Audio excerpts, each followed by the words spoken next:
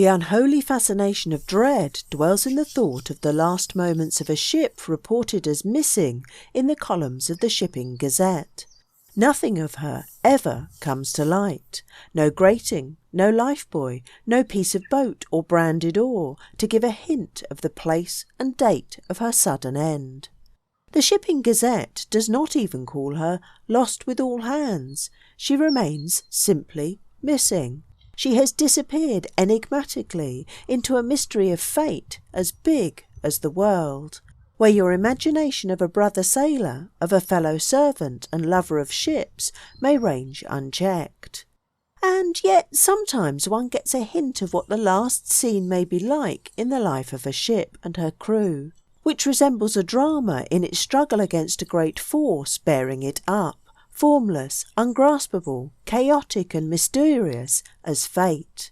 It was on a grey afternoon in the lull of a 3 days' gale that had left the Southern Ocean tumbling heavily upon our ship, under a sky hung with rags of clouds that seemed to have been cut and hacked by the keen edge of a sou'west gale.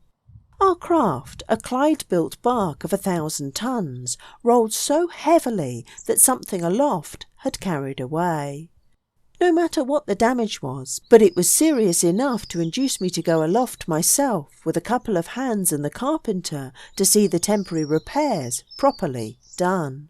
Sometimes we had to drop everything and cling with both hands to the swaying spars, holding our breath in fear of a terribly heavy roll, and wallowing as if she meant to turn over with us, the bark, her decks full of water, her gear flying in bites, ran at some 10 knots an hour. We had been driven far south, much further that way than we had meant to go, and suddenly, up there in the slings of the foreyard, in the midst of our work, I felt my shoulder gripped with such force in the carpenter's powerful paw that I positively yelled with unexpected pain. The man's eyes stared close in my face, and he shouted, "Look, sir, look! What's this?" pointing ahead with his other hand. At first I saw nothing. The sea was one empty wilderness of black and white hills. Suddenly, half concealed in the tumult of the foaming rollers I made out awash, something enormous, rising and falling, something spread out like a burst of foam, but with a more bluish, more solid look. It was a piece of ice floe, melted down to a fragment, but still big enough to sink a ship and floating lower than any raft, right in our way, as if ambushed among the waves with murderous intent. There was no time to get down on deck. I shouted from aloft till my head was ready to split. I was heard aft, and we managed to clear the sunken floe which had come all the way from the southern ice cap to have a try at our unsuspecting lives. Had it been an hour later, nothing could have saved the ship, for no eye could have made out in the dusk that pale piece of ice swept over by the white-crested waves.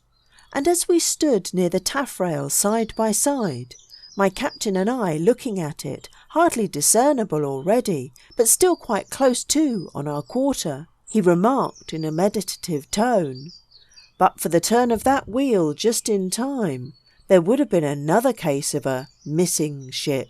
Nobody ever comes back from a missing ship to tell how hard was the death of the craft, and how sudden and overwhelming the last anguish of her men.